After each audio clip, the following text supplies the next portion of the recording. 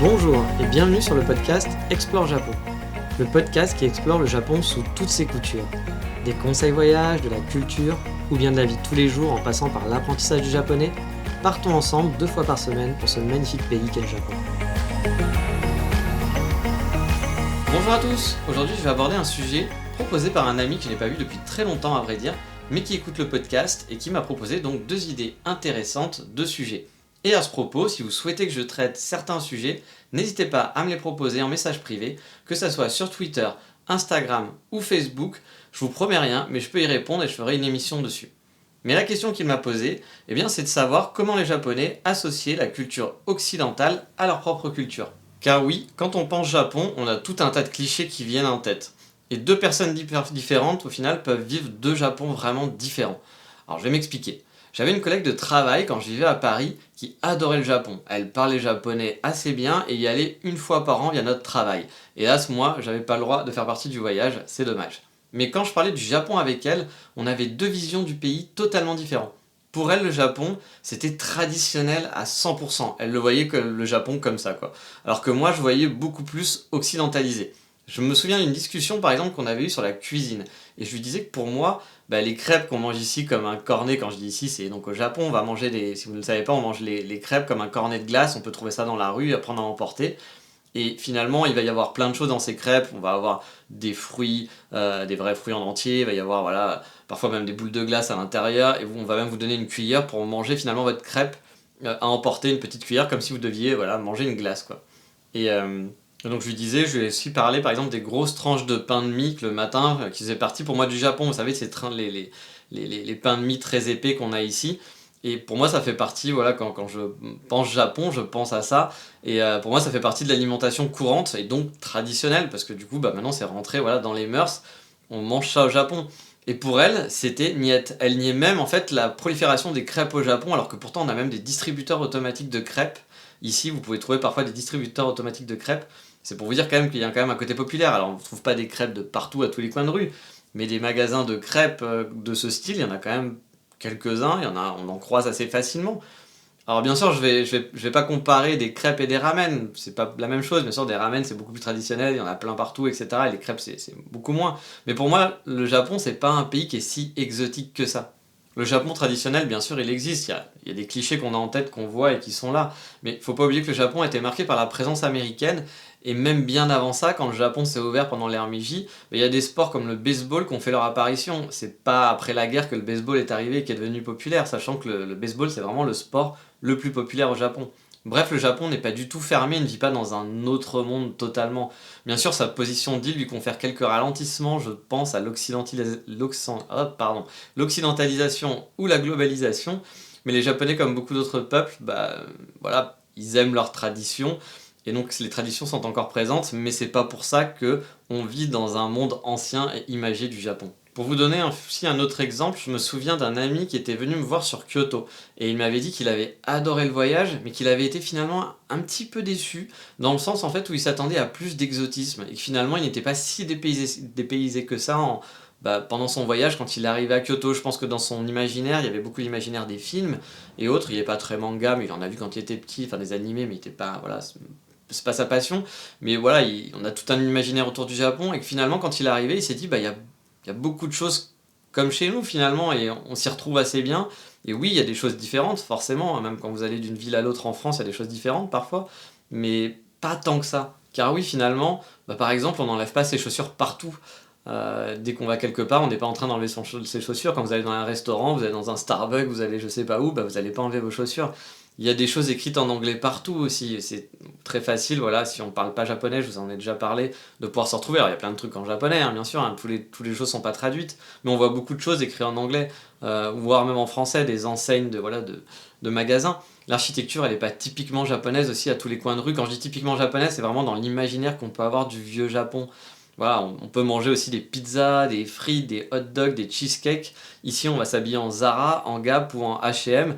Finalement, c'est quand même le 2e pays du monde où il y a le plus de Starbucks. On va fêter la Saint-Valentin, on va fêter Halloween, même Noël, même si c'est quand même à beaucoup moindre mesure. On va dire qu'on va retrouver le côté cadeau pour Noël dans certains, pour le côté un peu décoration aussi dans les magasins, etc. Mais voilà, le côté festif, repas de Noël en famille, etc. n'existe pas ici. Mais voilà, on a quand même cette ambiance Noël qui est un petit peu présente.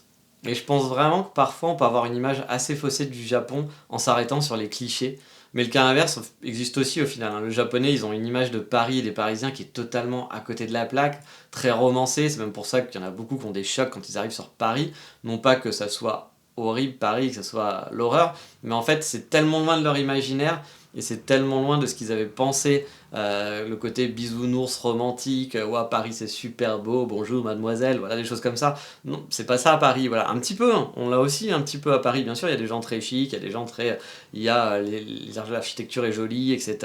Il y a une image romantique de Paris, quand on va à Paris en vacances, on peut trouver ça très romantique, et voilà. Mais c'est très très loin de l'imaginaire au final de ce qu'ont les Japonais. Souvent, quand on parle avec les filles japonaises, qui sont pas allées donc en Europe, elles ont vraiment une idée qui est totalement biaisée de la France et de Paris. Et pour toujours rester dans ce thème, je vais prendre un autre exemple, celui des maisons. Voilà, des maisons et des appartements, etc. J'ai souvent vu sur internet ou même parfois discuter avec des étrangers qui étaient en train de hurler de voir qu'on détruit des vieilles maisons traditionnelles. Alors, vous vous doutez bien que le japonais, comme vous et moi, bah, il veut aussi du confort. Si par exemple on vous dit de continuer à vivre dans un château fort qui va être mal isolé, qui va vous coûter un bras pour chauffer, avec des rats partout, bah, vous allez préférer vivre dans une petite maison ou un appartement tout confort, qui soit tout neuf. Bah eux c'est pareil, ils vivent dans des appartements qui ressemblent beaucoup aux nôtres finalement. Ils ne dorment pas sur des tatamis, mais sur des lits. Ils ont des canapés dans leur maison, ils ne font pas... Voilà, ils ne sont pas tous sous leur kotatsu, vous savez, les tables chauffantes à l'ancienne, comme on peut avoir l'imaginaire. Non, bah ils ont une table normale avec des chaises. Je vous dis pas qu'il n'y a pas des gens qui dorment sur des tatamis, qu'il n'y a pas de gens qui n'ont pas de kotatsu, mais dans l'ensemble, c'est pas ce qu'on va retrouver dans les grosses villes, et même en dehors des villes. On va pas retrouver ce genre de vie. Je pense que le vie plus habituel dans les appartements, bah, c'est comme chez nous finalement. Après, je vais pas vous dire, attention, vous allez arriver au Japon et vous allez vous retrouver à New York, hein. C'est pas le cas. Il y a quand même des touches historiques et culturelles du Japon qui sont toujours bien présentes. Ils sombrent pas totalement de l'occidentalisation, j'ai du mal avec ce mot-là, comme certains pays peuvent le faire, mais voilà, ils conservent certaines de leurs traditions qui sont bien ancrées, et même chez les jeunes, il y a certaines qui ont été modifiées, et ce que j'aime bien en fait dans ce pays, c'est que je trouve que c'est fait quand même dans l'ensemble assez intelligemment.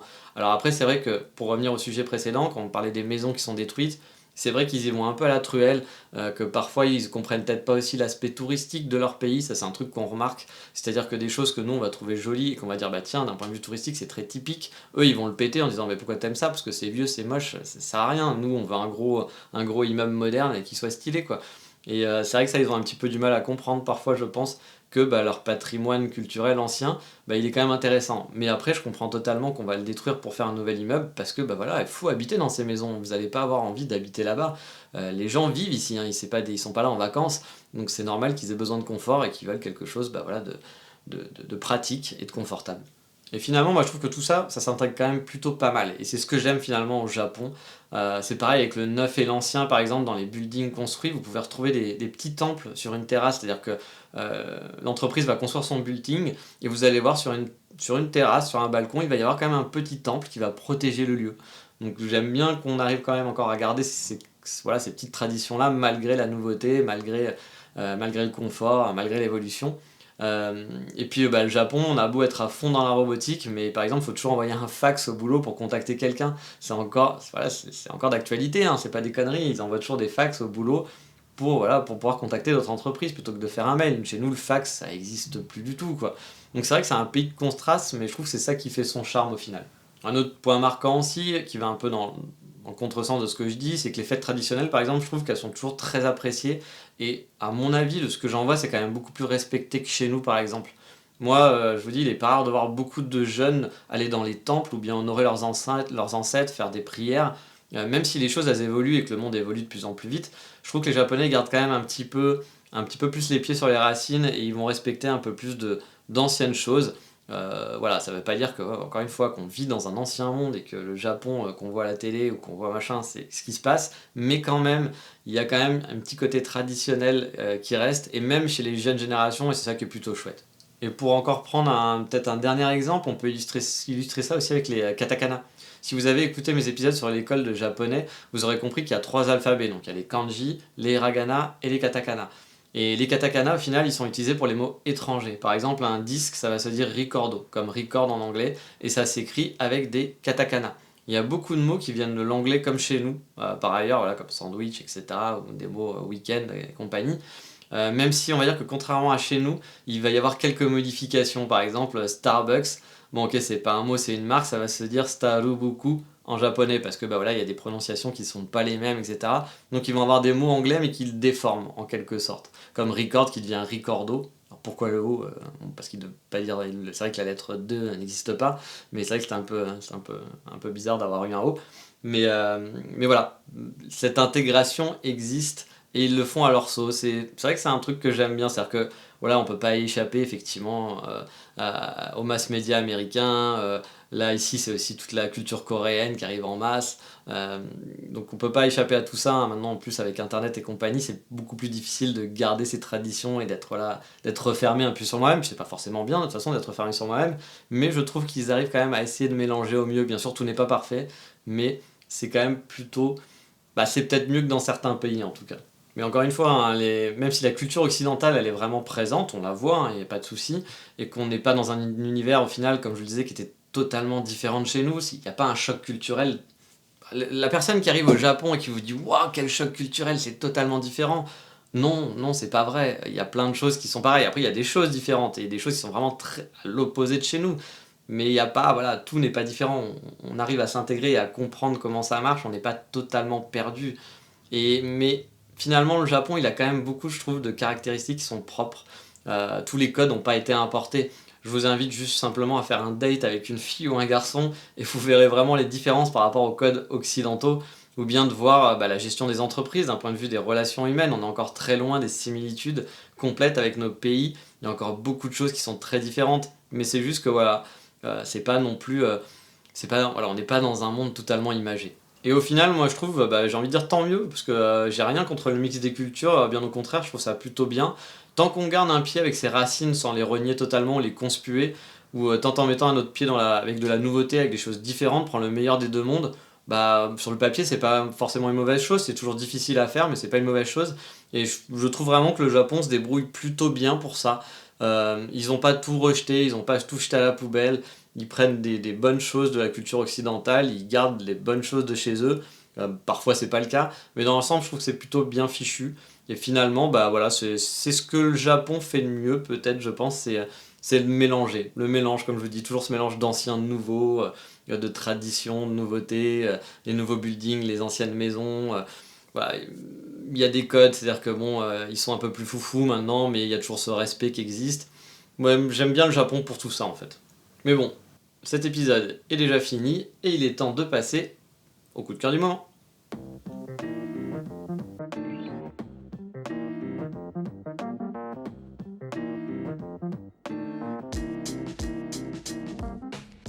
Et le coup de cœur du moment, ça sera pour un compte Insta et site internet aussi de Miss Frenchy Japan.